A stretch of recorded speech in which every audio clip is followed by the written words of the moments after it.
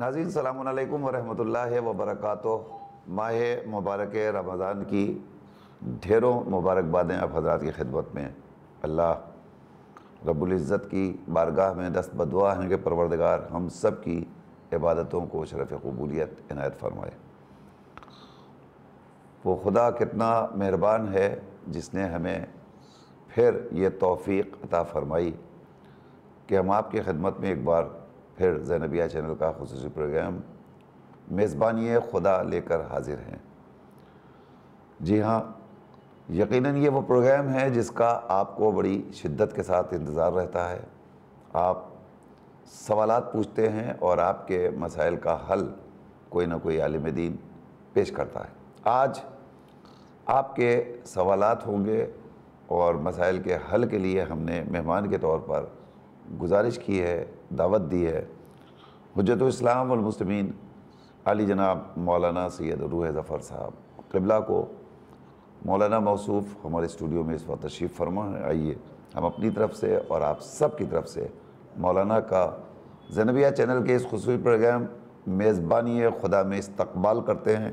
مولانا السلام علیکم ورحمۃ اللہ۔ وعلیکم السلام ورحمۃ اللہ وبرکاتہ۔ مولانا ماہ مبارک رمضان کی مبارکباد عرض کرتے ہوئے ہم آپ کا ایک بار شکریہ ادا کرتے ہیں کہ اس مبارک مہینے کی مصروفیتوں کے باوجود آپ نے ہمارے لیے وقت نکالا۔ خدا کا شکر ہے، اس نے توفیق دیا ہم سب کو، اس کا احسان ہے کہ اس نے اپنی عبادت کے لیے موقع فراہم کیا کہ ہم سب اس کی عبادت کر سکیں، اور انشاءاللہ آغاز سے ہی ماہ مبارک رمضان کے شروع ہونے سے ہی انشاءاللہ بہتر سے بہتر اور اچھی نیتوں کے ساتھ، خلوص کے ساتھ انشاءاللہ اس عبادت کو انجام دیں انشاءاللہ۔ ناظرین، آپ کے علم میں ہے میزبانی خدا پروگرام ہم لوگوں نے جب ترتیب دیا تھا اس کے بعد مسلسل بلا ناغہ یہ پروگرام پیش کیا گیا۔ زمانے کی نامساعدگی کی بنیاد پر، حالات کی خرابی کی بنیاد پر اور اس پر آشوب عہد کی گہمہ گہمی کی بنیاد پر ہم آپ کی خدمت میں گزشتہ برس نہیں حاضر ہو سکے تھے، لیکن پروردگار نے پھر حالات کو سازگار کیا اور یہ وبائی امراض جس سے ہم اور آپ سب دوچار تھے، خدا کا شکر ہے کہ وہ ختم ہوا اور ایک بار پھر مسجدیں آباد ہو گئیں، عزاخانے آباد ہو گئے، امام بارگاہ آباد ہو گئے، بیت الصلاۃ آباد ہو گئے، اور الحمدللہ زینبیہ چینل کا پروگرام براہ راست اسٹوڈیو سے آپ کی خدمت میں پیش کرنے کا موقع ہمیں حاصل ہوا۔ ہماری خوش نصیبی ہے کہ ابھی ہمارا پروگرام شروع ہی ہوا ہے اور ہمارے پاس ایک کال آ گئی۔ آئیے ہم کال لے لیتے ہیں، حضور اجازت۔ بسم اللہ۔ ہلو۔ السلام علیکم۔ جی علیکم السلام ورحمۃ اللہ۔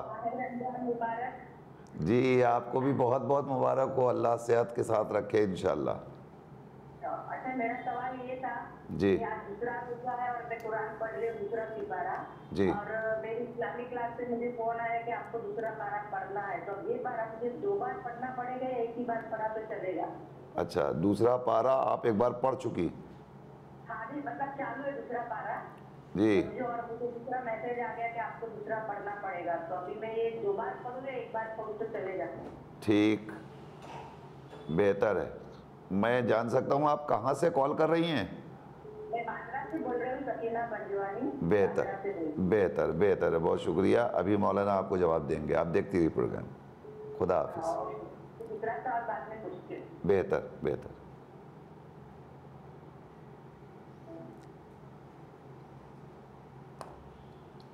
اس ماہ مبارک رمضان میں جو سوال جواب کا سلسلہ شروع ہوتا ہے، یہ سلسلہ صرف ماہ مبارک سے ریلیٹڈ ہوتا ہے، یعنی رمضان المبارک سے متعلق، احکام صوم سے متعلق، روزوں کے مبطلات سے متعلق جتنے بھی مسائل ہیں آپ اس وقت براہ راست ٹیلی فون کر کے مولانا موصوف سے دریافت کر سکتے ہیں۔ ہمارا نمبر براہ راست اسکرین پر موجود ہے، اس نمبر پہ آپ کال کیجئے اور اپنے مسائل دریافت کیجئے۔ آئیے جب تک آپ کی کالز موصول ہوتی ہیں ہم مولانا کی خدمت میں چلتے ہیں اور چونکہ ہمارے پروگرام کی ابتدا روزانہ یومیہ دعا سے ہوتی ہے، لہٰذا ہم مولانا سے درخواست کرتے ہیں کہ آج دوسری ماہ مبارک رمضان ہے اور آج کے دن کی دعا ہمارے ناظرین کی خدمت میں آپ پیش کریں اور اس کی تشریح فرمائیں۔ بسم اللہ الرحمن الرحیم۔ یقیناً ہر روز کی دعائیں بہت اہم ہیں، اور جو تعلیمات دی گئی ہیں ان دعاؤں کے ذریعے سے ہمیں، پہلا جملہ اس دعا کا یہی ہے، اللہم قربنی فیہ الی مرضاتک، کہ پروردگار مجھے نزدیک کر دے اپنی مرضیوں کی طرف اس مہینے میں یا اس دن میں، جو بھی کہیں۔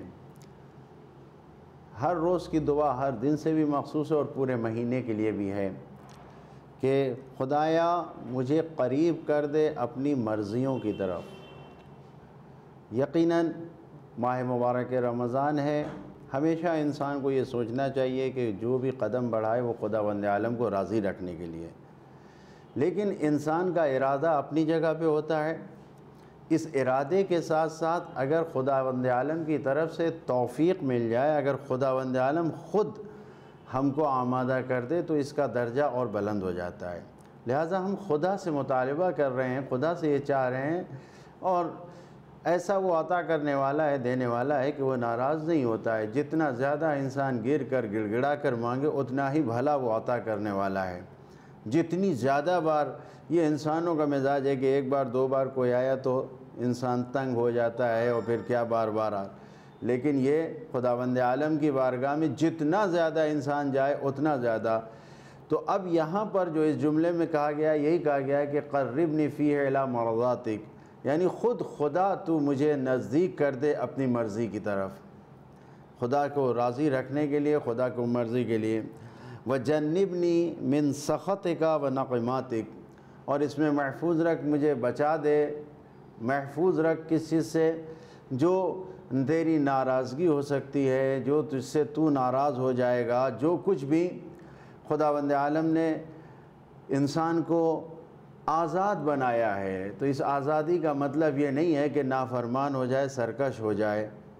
شیطان بہرحال انسان کو ورغلاتا ہے، اور شیطان نہ جانے کس کس طرف اتنا زیادہ انسان عادی ہو جاتا ہے کہ اگر شیطان توق و زنجیر میں جکڑ بھی دیا جائے، بند بھی کر دیا جائے، تو پھر بھی یہ انسان بسم اللہ ہلو ہلو جی، السلام علیکم۔ ہلو، السلام علیکم۔ وعلیکم السلام۔ ہلو جی جی فرمائیے، کیا سوال ہے آپ کا؟ ہلو، جی آپ کا کیا سوال ہے؟ جی میں اسی دعا کو مکمل کر دوں کہ سخطک یعنی خدا کی ناراضگی، اگر راضی ہونے کو خدا کی طلب کر رہے ہیں تو خدا کو ناراض نہ کریں ہم، خدا ہمیں اس سے بچائے، خدا کی طرف سے کوئی ہمارے اوپر عذاب نہ آئے، ہمیں اس سے بچائے۔ اور سب سے اہم دعا جو اس میں کی گئی ہے، ووفقنی فیہ لقراءۃ آیاتک، تیری آیتوں کو یعنی قرآن مجید کی آیتوں کی تلاوت کے لیے خدا ہمیں توفیق دے، کامیاب بنائے۔ جتنا زیادہ انسان ہو سکے ماہ مبارک رمضان میں، ہر کام ماہ مبارک رمضان میں 1 کا 1000 ہو جاتا ہے، 1 آیت پورے قرآن کے برابر ہو جاتی ہے۔ تو جتنا بھی انسان قرآن کی تلاوت کر سکے وہ بہت بہتر ہے اس مہینے۔ ہلو ہلو، السلام علیکم۔ جی علیکم السلام۔ ہم کتاب فاطمہ بول رہے ہیں میڈر روڈ سے۔ جی ہم رمضان میں کلام پاک شروع کری ہے، وہ ختم نہیں ہو پائی، تو ختم کرنا ضروری ہے رمضان میں۔ ٹھیک بیٹا، اور کوئی سوال ہے آپ کا؟ جی، اور کچھ نہیں، بس یہی پوچھنا تھا۔ ٹھیک ہے بیٹا، ابھی مولانا آپ کو جواب دیں گے انشاءاللہ، دیکھتی رہیے پروگرام، ٹھیک ہے؟ جی جی اور جو سوالات ہیں آپ اسی نمبر پہ کرتی رہیے۔ جی، بہتر ہے بیٹا، خدا حافظ۔ خدا حافظ۔ خدا حافظ۔ برحمتک یا ارحم الراحمین، یعنی ان 3 مطالبہ کیا گیا آج کے دن دعا میں کہ ایک تو خدا کی مرضی حاصل ہو جائے، دوسرے اس کے ناراض ہونے کے جو اسباب ہیں اس سے خدا محفوظ رکھے، اور تیسرے آیات الہی قرآن مجید کی تلاوتیں کرنے پہ خدا ہمیں کامیاب کرے، اور اس کی بے پناہ رحمتوں کے صدقے میں برحمتِ کا یا ارحم الراحمین۔ مختصر طور پر یہ دعا کی آج کا ترجمہ۔ بہت بہت شکریہ مولانا۔ ظاہر ہے کہ دعا کی بڑی اہمیت ہے، بڑی فضیلت ہے، اور ماہ مبارک رمضان میں بالخصوص اس کی بہت تاکید کی گئی ہے، لہذا ہم اس پروگرام کی ابتدا ہمیشہ دعا سے اور یومیہ دعا سے کرتے ہیں۔ ناظرین، آپ کے علم میں ہے کہ زینبیہ چینل کا یہ خصوصی پروگرام میزبانی خدا، اس پروگرام میں آپ کو سوالات کرنا ہے اور مولانا آپ کو جوابات دیں گے، اور یہ براہ راست پروگرام نشر کیا جا رہا ہے، یعنی آپ ابھی کال کریں گے اور ابھی ہم آپ کا سوال مولانا خدمت میں پیش کر دیں گے، اور آپ کو جواب ملے گا اور آپ کے ذریعے ہمارے دیگر ناظرین کو بھی جواب ملے گا۔ میں آپ سے ایک گزارش اور کرنا چاہتا ہوں کہ ہمارا یہ پروگرام فی الحال یوٹیوب ہمارا بند ہے، لیکن ہماری کوشش ہے انشاءاللہ کہ اسے آج ہی شروع کروا دیا جائے، لہذا کل سے آپ جہاں بھی ہوں یوٹیوب پہ دیکھ سکتے ہیں، اور جہاں جہاں ہمارا زینبیہ چینل آن لائن آ رہا ہے آپ اسے براہ راست دیکھ سکتے ہیں، خود بھی دیکھیے، دوسروں کو بھی مطلع کیجیے۔ اس درمیان بہت سے افراد ایسے تھے کہ جن کی خدمت میں ہم اپنی کوتاہیوں کے سبب حاضر نہیں ہو پائے تھے، لیکن آج پھر حاضر ہیں، تو ہم امید کرتے ہیں کہ آپ یہ خصوصی پروگرام جس شوق کے ساتھ، جس انہماک کے ساتھ دیکھا کرتے تھے ویسے ہی دیکھیں گے، اور دوسروں کو بھی مطلع کریں گے کہ زینبیہ چینل پر میزبانی خدا پروگرام اپنے گزشتہ برسوں کی طرح پھر آ رہا ہے۔ وقت شام 5 بجے سے 6 بجے تک رہے گا، اور اس پروگرام میں براہ راست آپ جو کال کریں گے اس کا نمبر آپ کے پاس موجود ہے، ہماری جو اسکرین ہے آپ کے سامنے اس کے اوپر بھی ابتدا میں آپ دیکھیں نمبر لکھا ہوا ہے، اسی نمبر پہ آپ کال کر سکتے ہیں۔ ہمارا نمبر آپ نوٹ بھی فرما لیجئے، 9619648993۔ اس نمبر پہ آپ کال کیجئے اور کال کر کے ابھی اپنا سوال درج کروائیے تاکہ مولانا آپ کو جواب دے سکے۔ جب تک آپ کے سوالات آ رہے ہیں، ایک سوال آ گیا ہے مولانا، تو اسے لے لیا جائے اور پھر ہم لوگوں کی گفتگو جاری رہے گی۔ سکینہ آپا نے باندرا سے سوال کیا ہے، یہ ہماری مستقل کالر ہیں، اور الحمدللہ پروردگار ان کو صحت و سلامتی کے ساتھ رکھے، الہی آمین۔ آج پروگرام شروع ہوا اور پہلی کال آپا کی آ گئی، اور یقیناً روزانہ ان کے سوالات آئیں گے انشاءاللہ۔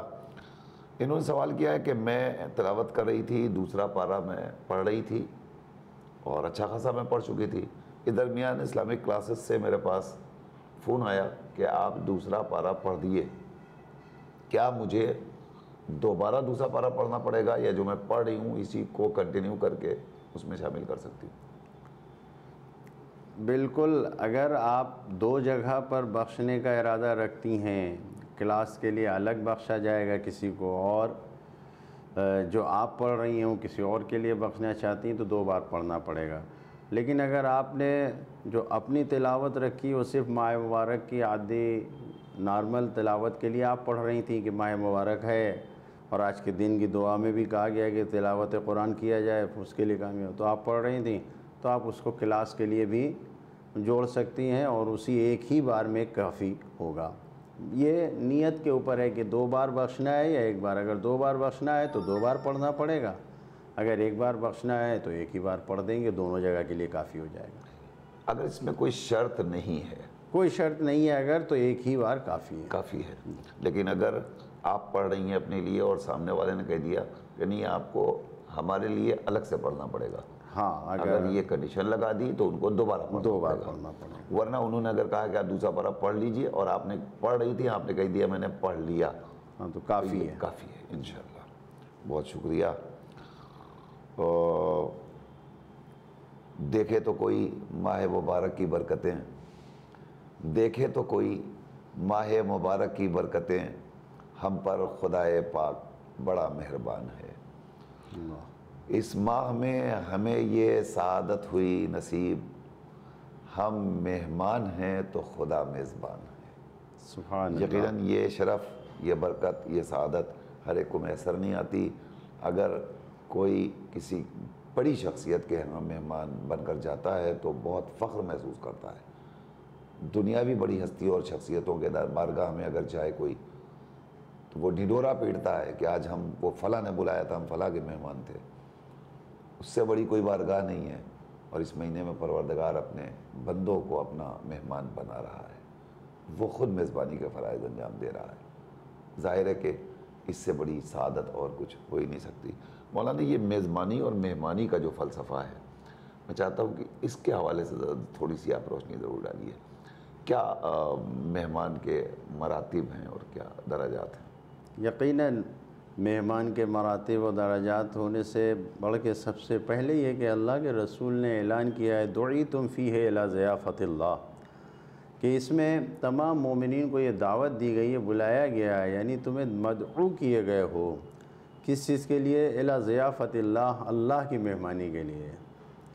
تو سب سے اہم چیز جو مہمان نوازی میں اور مہمانداری میں جو ہمارے لیے بیان کی گئی ہے وہ یہی ہے کہ بغیر بلائے، بغیر دعوت کے کہیں نہیں جانا چاہیے۔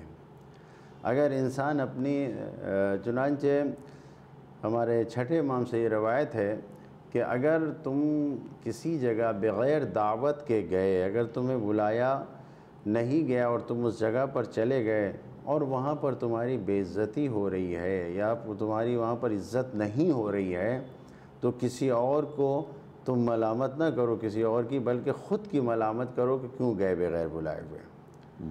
یہ ایک جنرل قانون ہے مہمان نوازی اور مہمانداری میں کہ بغیر بلائے انسان کو نہیں جانا چاہیے۔ لیکن یہاں پر ماہ مبارک رمضان میں انسانوں کو دعوت دی گئی ہے کہ دعیتم فیہ الی ضیافۃ اللہ، بغیر بلائے نہیں بلکہ خداوند عالم خود اس مہمان نوازی کے لیے بلا رہا ہے ہمیں، اور ہم بلائے گئے ہیں یہاں پر۔ تو جب بلایا گیا ہے تو پھر اب جو مہمان کا حق ہوتا ہے انسان کے اوپر کہ جب مہمان بن گیا تو اب میزبان مکمل طور پر اس کو خاطر کرنا ہے۔ اور خداوند عالم کی جانب سے ائمہ معصومین علیہ السلام نے، نبی کریم نے جو ہمیں پیغام دیا ہے وہ یہی ہے کہ خود مولا کائنات کی حدیث میں کہ جب تم کسی کو مہمان بناؤ، کسی کو مہمان بلاؤ، تو جو کچھ تمہارے پاس ہے اس سے تم کنجوسی نہ کرو، جو تمہاری طاقت و توانائی میں ہے وہ مہمان کے سامنے رکھ دو۔ تو جب یہ حکم ہمیں خود ادھر سے مل رہا ہے تو وہ خود اگر میزبان ہے تو یقین ہے کہ خداوند عالم کی جانب سے سب کچھ ملے گا۔ انسان کو صحیح طریقے سے مہمان بننا ہے۔ جی، اگر خود مہمان بن کر انسان صحیح طریقے سے جا رہا ہے خدا کی بارگاہ میں تو پھر یہ نہ سوچے کہ ہمیں کیا ملے گا۔ کیوں؟ اس لیے کہ اللہ کی طرف سے ہم سے یہ کہا گیا ہے کہ تم کسی بھی مہمان کے لیے اپنا کچھ نہ بچاؤ، جو کچھ ہے سب دے دو۔ تو جب خدا نے یہ کہا ہے ہم کو یہ پیغام دیا گیا ہے تو پھر ہمارے لیے کوئی مشکل نہیں ہے کہ ہم اس یقین کے ساتھ اس ماہ مبارک میں خدا کے مہمان بنیں کہ جو کچھ بھی ہماری حیثیت کے مطابق ہوگا اس سے بڑھ کر، اس سے سوا خداوند عالم اس مہینے میں ہمیں عطا کرے گا۔ بہرحال مہمان بننے کے اور اس ماہ مبارک کے کچھ اخلاق ہیں، کچھ صفات ہیں کہ یہ صفتیں انسان کے اندر پائی جانی چاہیے۔ ان صفتوں کو یعنی ایسا بنائے کہ ماہ مبارک میں خدا کے سامنے مہمان بن سکے۔ اگر آپ اجازت دیں اور وقت ہو تو میں اس حدیث کو جو چھٹے امام سے یہ حدیث نقل کی گئی ہے، حضرت امام جعفر صادق علیہ السلام فرماتے ہیں کہ روزہ دار کو کچھ صفتوں کو اپنے اندر پیدا کرنا چاہیے، یعنی یہ صفتیں انسان میں ہونی چاہیے۔ یہ روایت وسائل الشیعہ کی جلد نمبر 7 میں ہے، صفحہ 119 پر ہے۔ مثلا سب سے پہلی بات جو امام نے کہی ہے وہ یہی ہے کہ روزہ دار کو کسی بھی حالت میں جھوٹ نہیں بولنا چاہیے، جھوٹ نہ بولے۔ یعنی انسان اگر ذرہ برابر بھی کسی وقت بھی جھوٹ بول رہا ہے تو اس کا مطلب یہ ہے کہ وہ صحیح طریقے سے اپنے کو تیار نہیں کر سکا ہے کہ خدا کا مہمان بن سکے۔ دوسری چیز جو بیان کیا ہے امام نے، حسد سے، جلن سے پرہیز کرے، یہ نہیں ہونا چاہیے ایک سچے روزہ دار کے اندر۔ تیسری چیز، غصہ نہ کرے۔ چوتھی چیز، کسی کو برا بھلا نہ کہے، زبان محفوظ رہنی چاہیے۔ 5ویں چیز کسی پر ظلم نہ کرے۔ یہ بالکل عام سی باتیں ہیں کہ جو واقعاً اسلامی اخلاق ہے وہ روزہ دار کے لیے امام نے سب فہرست کے طور پر بیان کر دیا ہے۔ کسی پر ظلم نہ کرے۔ 6ٹھی چیز زیادہ تر خاموش رہے، یعنی خاموش رہنا خود ایک بہت بڑی عبادت ہے۔ حکمت کے دروازوں میں سے ایک دروازہ ہے، ہم تو باب من ابواب الحکمہ، یہ مولا کائنات کی حدیث ہے۔ امام فرما رہے ہیں کہ زیادہ تر خاموش رہے۔ اگلا جملہ جو امام نے فرمایا ہے کہ برے لوگوں سے دوری اختیار کرے، جن کی رفتار، جن کے کردار برے ہیں ان سے اپنے آپ کو بچا کے رکھے۔ چغل خوری نہ کرے، چغل خوری سے اپنے آپ کو بچائے۔ آنکھوں کو گناہ سے بچائے۔ صرف کھانے پینے سے بچنے کا نام روزہ نہیں ہے، بلکہ بہت سے امور ہیں جن کو انجام دینا ہے۔ آنکھوں کو گناہوں سے بچائے، غیبت نہ کرے، گالی نہ دے، کسی کو طعنہ نہ دے۔ روزہ دار کے لیے یہ سب صحیح نہیں ہے، کسی کو طعنہ نہ دے۔ اسی طریقے سے خداوند عالم کی یاد سے غافل نہ ہو، ہمیشہ خداوند عالم کی یاد میں رہنا چاہیے۔ حلیم و بردبار ہونا، کہ انسان کو حلیم ہونا چاہیے۔ خداوند عالم کی صفت ہے حلیم، تو وہ چاہتا ہے کہ اس کے بندے بھی حلیم رہیں۔ لہو و لعب سے بچنا چاہیے، فضول کاموں سے بچنا چاہیے۔ بعض وقت ایسا ہوتا ہے کہ جوانی روزہ بھی ہے دن بھر اور رات میں جو ہے وہ فضول کاموں میں لگا کے ہم وقت گزار رہے ہیں۔ انسان کو اس طریقے سے ان امور میں سوچنا چاہیے اور دیکھنا چاہیے۔ اسی طریقے سے لڑائی جھگڑا نہ کریں۔ یہ جو مخاصمت کا لفظ آیا ہے کہ کسی طریقے کا حق کی مخالفت نہ کریں، جو حق ہے اسے قبول کرنا چاہیے۔ دوسروں کو زحمت میں نہ ڈالیں۔ واہ، کسی بھی دوسرے کو ماہ مبارک، ٹھیک ہے ہم روزہ ہیں، تو اس کا مطلب یہ نہیں ہے کہ ہم اپنے آپ کو خدا کا مہمان بنا رہے ہیں تو اس خیال سے ہم دوسروں کو تکلیف پہنچائیں۔ ہمارے کسی عمل سے کسی کو دوسروں کو تکلیف نہیں پہنچنی چاہیے۔ نماز کی پابندی ہونی چاہیے، ایسا نہ ہو کہ نماز میں کوتاہی اور غفلت ہو۔ اور اسی طریقے سے دشمنی نہ رکھیں کسی سے، قیامت کے لیے آمادہ ہوں، جی، خدا کے دیدار کے لیے، آخرت کے لیے سامان کو تیار کریں۔ اپنے اسرار کو بیان نہ کریں بلکہ اسرار کو محفوظ رکھیں، اور خضوع کے ساتھ عبادتیں کریں۔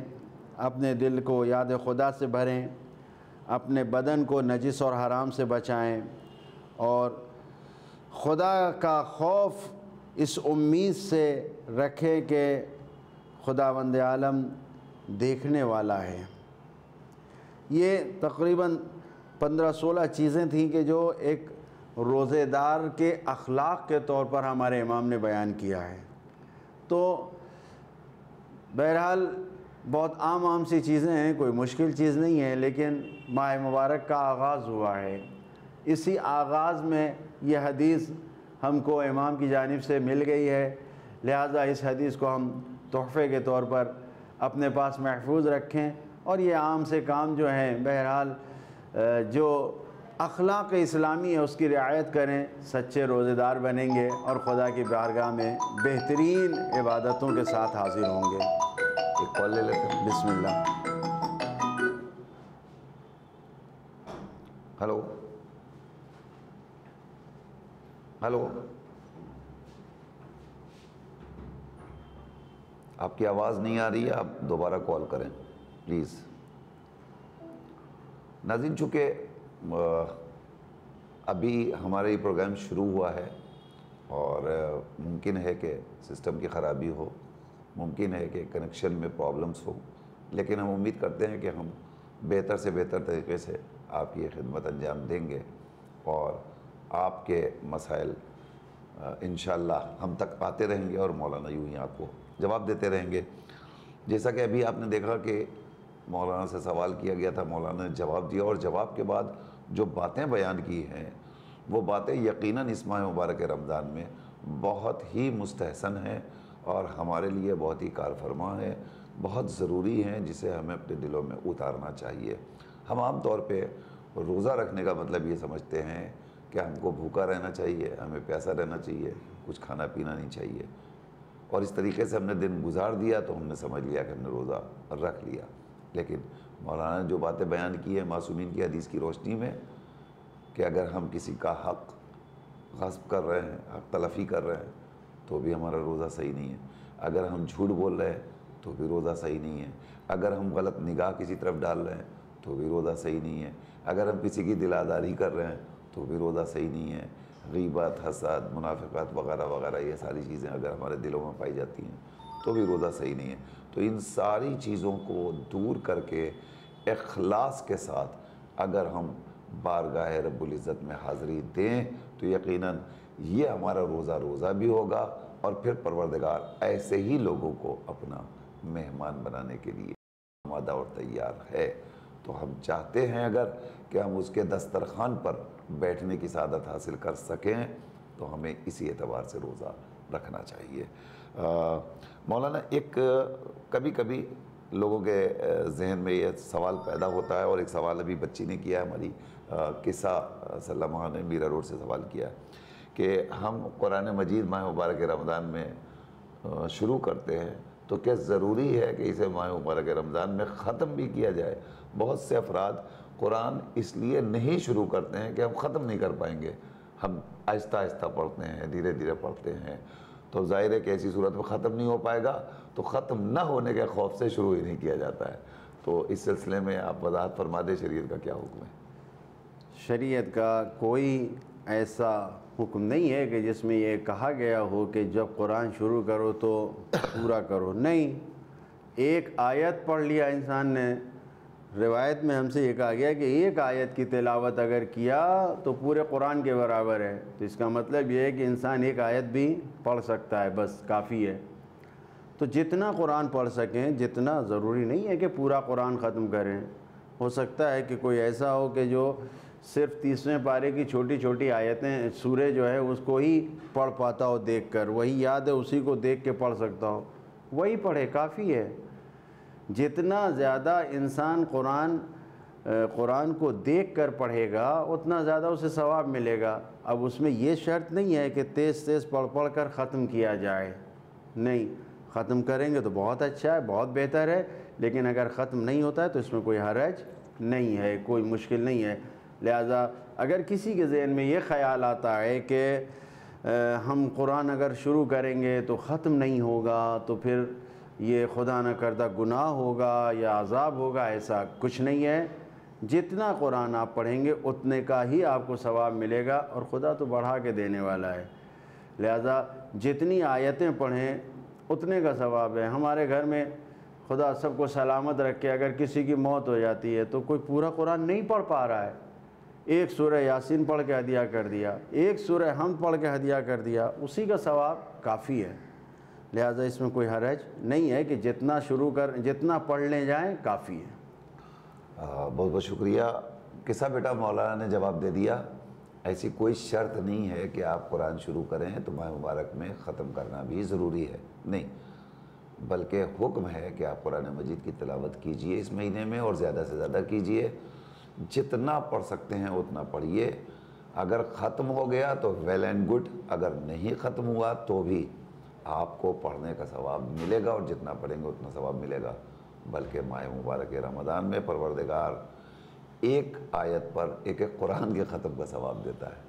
تو کوشش یہی کرنا چاہیے کہ زیادہ سے زیادہ قرآن مجید کی تلاوت کی جائے، تاکہ ایک مہینے میں ہم کئی قرآن ختم کرنے کا ثواب حاصل کر سکیں۔ ناظرین، آپ سوال کر سکتے ہیں، آپ کے پاس وقت ہے اور ابھی ہمارے پاس بھی وقت ہے، لہٰذا آپ ٹیلی فون اٹھائیے اور ابھی کال کیجئے تاکہ آپ کے مسائل کا حل پیش کیا جا سکے۔ ہلو، السلام علیکم۔ جی علیکم السلام۔ بڑی خوشی ہوئی، چالو ہو گیا سوال جواب۔ جی جی جی جی۔ ہمارا سوال یہ ہے کہ ہماری بہن 77 ایئرس عمر کی ہے، جی، بڑے سال کی کچھ بیمار کہتی تھی، بیماری 8 روزے قضا ہو گئے، 4 روزے نہیں پائی ہے، 8 8-10 रोजे कज़ा हो गए थे, 10 बीमार थी, जी 77 के अबव है वो, जी तो वो रख नहीं पाई बराबर, थोड़ी रही, तो 20 साल की वो कोशिश कर रही है रखने की, तो क्या उस पर वाजिब है? क्या उसको अगर नहीं रख पाए तो फिदिया या कफ़ारा देना पड़ेगा? ठीक है, बेहतर बेहतर है। मौलाना अभी जवाब देते हैं आपको इंशाल्लाह। खुदा हाफिज़। आइए इसी सवाल को ले लिया जाए हुजूर कि बहन हमारी 77 ईयर्स ओल्ड हैं, 77-78 बरस की हो चुकी हैं। रोज़ा गुज़श्ता बरस उन्होंने रखने की कोशिश की थी, मगर ज़ाहिर है कि ज़ोफ़ ने इजाज़त नहीं दी और 8-10 रोज़े उनके छूट गए थे। इस बरस भी वो रख रही हैं और मगर ज़ाहिर है कि कमज़ोरी तो है ही। तो जो छूट गया उसके बारे में क्या करें और मज़ीद जो इसमें मरतबा करना है, क्या हुक्म शरीयत है कि इस महीने में वो क्या करें? देखिए, जो भी बीमारी की वजह से रोज़ा नहीं रख पा रहा है, या वो ख़वातीन जो हामिला हैं, वो ख़वातीन भी रोज़ा बाज़ वक्त नहीं रख पाती हैं, जी, या माह रमज़ान के करीब विलादत हो जाती है, जी, बच्चे को दूध पिलाना है, वो भी रोज़ा नहीं रख पाती। तो जो भी किसी मजबूरी की वजह से रोज़ा नहीं रख पा रहा है, बीमारी की वजह से या ऐसी मजबूरी, जी, तो उसके लिए ज़रूरी यह है कि माह रमज़ान ख़त्म होने के बाद से 11 महीने का टाइम है। अगले साल माह रमज़ान के आने से पहले पहले इन रोज़ों की क़ज़ा करे। क़ज़ा करना वाजिब है। और ख़ास करके वो ख़वातीन जिनके यहाँ बच्चा होने वाला है या बच्चा हो चुका है और फीड करा रही हैं, दूध पिला रही हैं, नहीं रख पाएँ, तो उनके लिए वाजिब है कि वो रोज़ा इसके क़ज़ा करें। अब अगर वो क़ज़ा नहीं कर पा रही हैं और अगला साल माह मुबारक आ गया और फिर वो मसलन रोज़ा नहीं रख पा रही हैं, तो गुज़श्ता साल का जो 30 रोज़ा है उसके बारे में ये हुक्म दिया गया है कि एक एक रोज़े के बदले में एक एक फ़िदिया, 3 पाव गेहूँ या 3 पाव आटा या 3 पाव चावल जो भी देना है वो देंगे एक रोज़े के बदले में। अनाज देंगे, अनाज देंगे, गेहूँ दें। अलबत्ता ख़्याल रखें जो लोग ले रहे हैं गेहूँ का अगर ले रहे हैं तो गेहूँ ख़रीदें, आटा चावल का पैसा दे दिया जा रहा है तो चावल ख़रीदें, ऐसा ही करें। बहरहाल एक फ़िदिया एक रोज़े के बदले में देना पड़ेगा। लेकिन ये सवाल जो है कि ज़ईफ़ी की वजह से, बुढ़ापे की वजह से नहीं रख पाए, जितना रख लिया काफ़ी है, जितना रख पाए हैं, अगले साल माह मुबारक रमज़ान तक अगर क़ज़ा नहीं कर पाए, जैसा कि उन्होंने कहा गुज़श्ता साल छूटा था और क़ज़ा नहीं हो पाया, तो अब इसके बदले में एक एक फ़िदिया दे दें, काफ़ी है।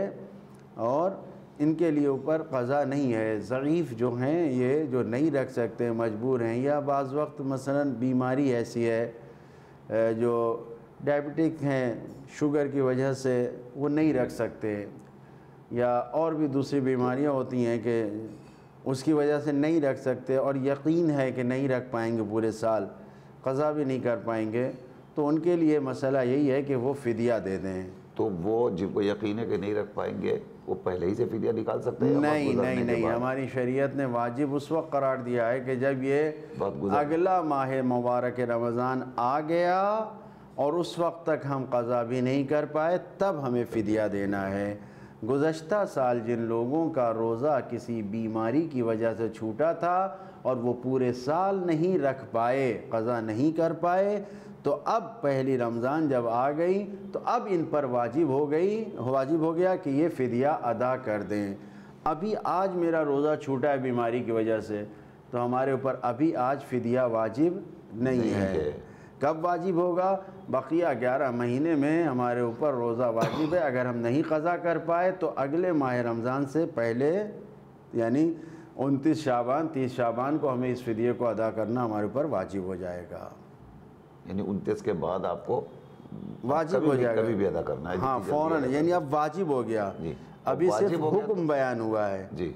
रोज़ा छूटने के साथ ही वाजिब नहीं होता है, क्योंकि वक्त दिया शरीयत ने, खुदा रहीम करीम है, खुदा ये चाहता है कि اس عبادت کی جزا وہ خود دیتا ہے اپنے بندوں کو، تو کسی نہ کسی طریقے سے قضا کر کے اس کو بندہ اس روزے کو ثواب کو حاصل کر لے، محروم نہ کرے اپنے آپ کو۔ اس لیے فرصت دیا ہے، 11 مہینے کی فرصت دیا ہے قضا کرنے کے لیے۔ واہ، تو آپ نے سن لیا، آپ اپنی بہن کو بتا دیجئے کہ وہ بیماری کی بنیاد پر ان سے روزے چھوٹے تھے، تو کوئی مسئلہ نہیں ہے، ان سے کوئی مواخذہ نہیں ہے، کوئی مطالبہ نہیں ہے سوائے اس کے کہ اب وہ اس کا فدیہ ادا کر دیں۔ فدیہ یعنی ایک روزے کے عوض 3 پاؤ اناج میں گیہوں یا آٹا، یا اگر آپ کے یہاں چاول کھایا جاتا ہے تو چاول، اسے آپ 3 پاؤ نکال دیں۔ اب حضور ایک بات اور کہ یہ جو ادا کرنا ہے تو دینے والے کو یعنی مستحق کو کیا اناج ہی پہنچانا ضروری ہے یا اس کے عوض رقم دیا جا سکتا ہے؟ یہ جس پر واجب ہے، مثال کے طور پر ہم کو فدیہ دینا واجب ہے، اگر ہم دیکھ رہے ہیں کہ کوئی فقیر اور مسکین ہے اور دیندار ہے تو ہم اس تک پیسہ نہیں دے سکتے، ہم کو کچھ اناج پہنچانا ہے۔ ہاں، اگر ایک شرط ہے کہ جس کو دے رہے ہیں اس کے تدین اور اس کے دیندار ہونے کا اتنا یقین ہے کہ جو کہے گا وہی کرے گا۔ اگر اس سے یہ کہا کہ بھائی یہ 22.5 کلو گیہوں کی قیمت ہے، اس سے تم گیہوں خرید لینا، جی 30 دن کا فدیہ ہے یہ، یا نہیں بھی بتایا، دینے والے نے یہ کہا کہ دیکھا یہ حقدار بھائی اس سے گیہوں خریدنا، اور یقین ہے کہ وہ گیہوں خریدے گا، صحیح؟ جی۔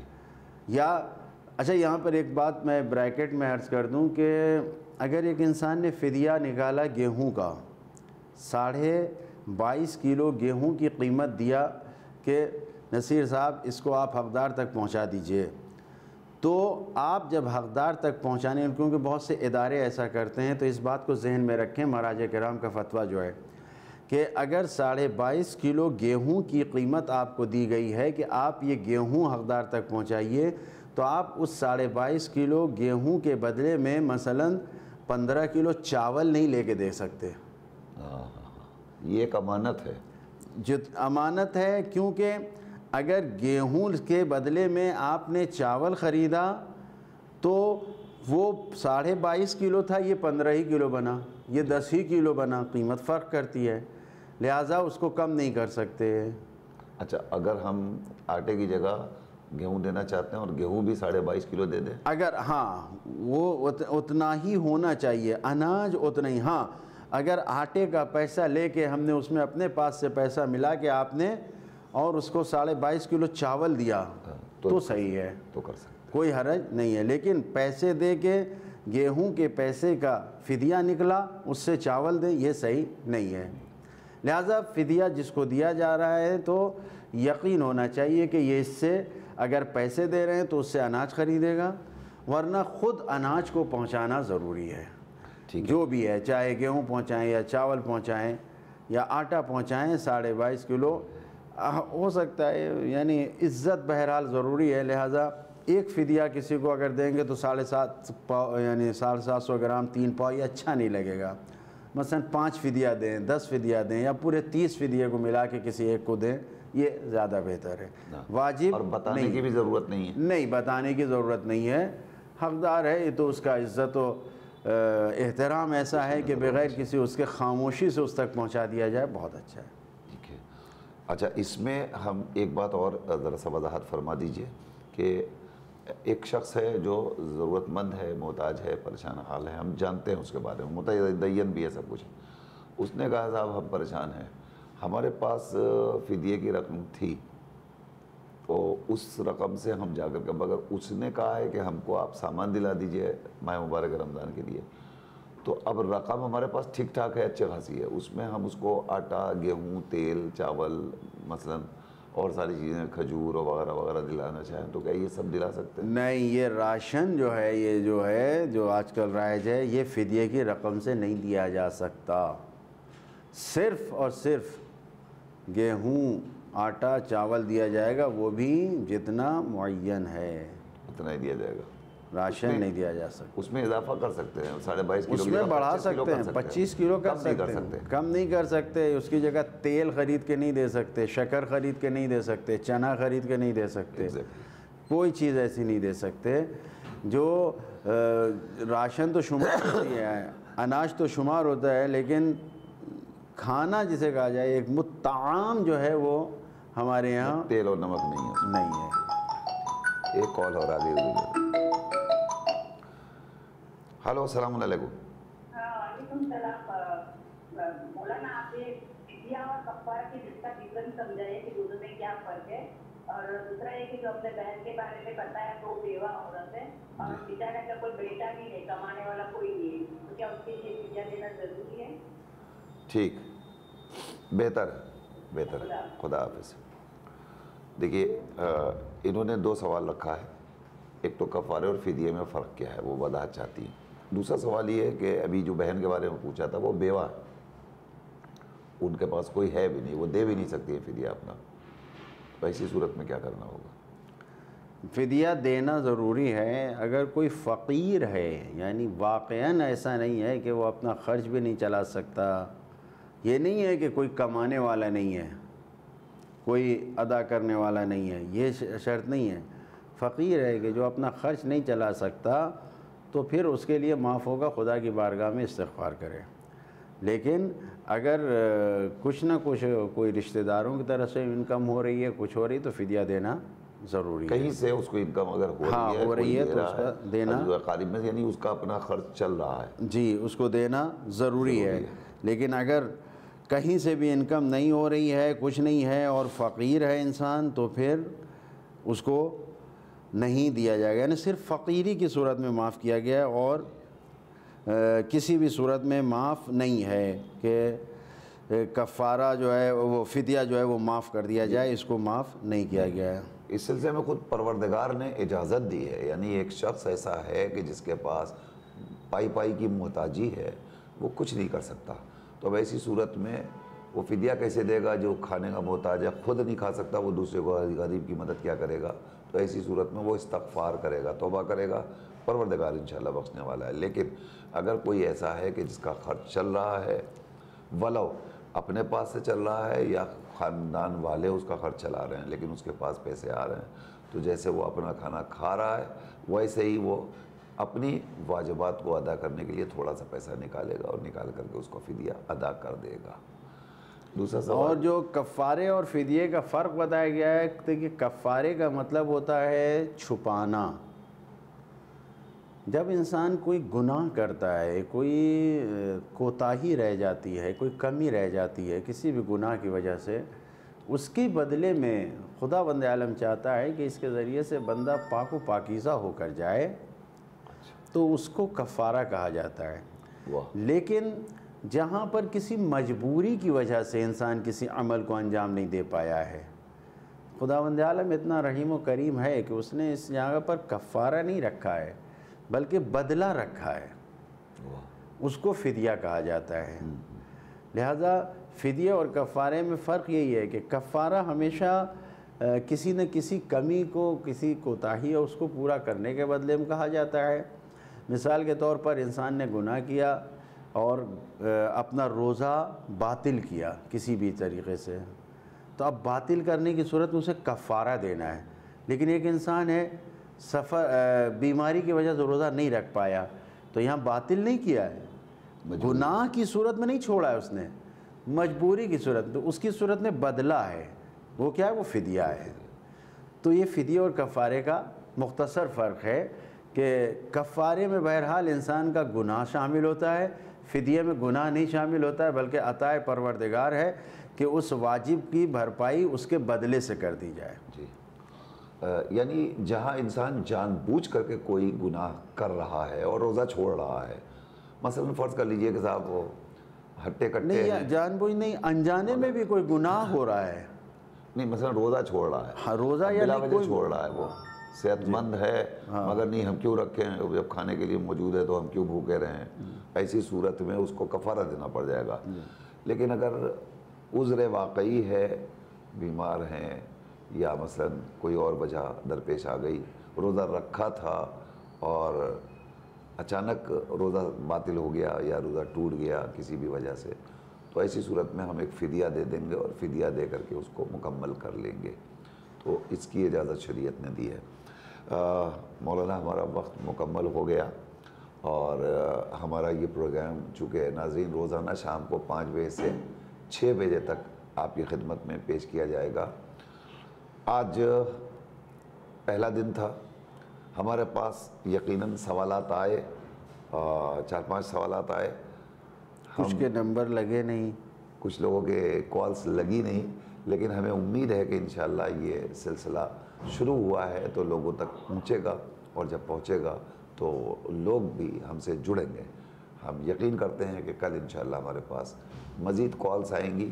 آپ ہماری اپلیکیشن ہے زینبیہ چینل کی اپلیکیشن، اس کو بھی ڈاؤن لوڈ کر لیں اگر، تو آپ اپنے موبائل پر براہ راست زینبیہ کے پروگرامز دیکھ سکتے ہیں، اور اس کے علاوہ ہاتھ وے پر یا جہاں جہاں بھی ان ممبئی پر کیبل کے ذریعے آپ کے گھروں میں چینل آ رہا ہے، آپ اس کو دیکھ رہے ہیں، آپ دوسروں کو بھی مطلع کیجئے، خود بھی دیکھیے، اور انشاءاللہ یوٹیوب بھی کل سے ہمارا اسٹارٹ ہو جائے گا تو آپ اس پر بھی دیکھ سکتے ہیں۔ ہم آخر میں چاہیں گے کہ مولانا موصوف تمام مریضان جہاں اور بالخصوص شیعان آل محمد جہاں جہاں بھی کسی بھی پریشانی سے دوچار ہیں، مبتلا ہیں، بالخصوص ہمارے اس چینل کے نگراں اور ذمہ دار ڈاکٹر اختر حسن رضوی صاحب بھی علیل ہیں، ان کی صحت یابی کے لیے مولانا حسنین کراروی صاحب قبلہ جو ہمارے اس پروگرام کا حصہ رہے ہیں مسلسل، وہ بھی علیل ہیں، ان کی بھی مکمل صحت یابی کے لیے اور تمام مومنین و مومنات کی صحت یابی کے لیے آپ دعا فرماتے ہیں۔ دعا کرتے ہیں پروردگار کی بارگاہ میں، جس طریقے سے ہر نماز کے بعد اس نے حکم دیا گیا ہے معصومین کے ذریعے کہ ہم ایک عمومی دعا کریں کہ اللہم اشف کل مریض، تو خدا کی بارگاہ میں دعا کرتے ہیں خدایا تمام مریضوں کو بخصوص جن کے نام لیے گئے ان سب کو شفاء عاجل و کامل عطا فرما، اور دعا کرتے ہیں خداوند عالم کی بارگاہ میں کہ ہم سب کو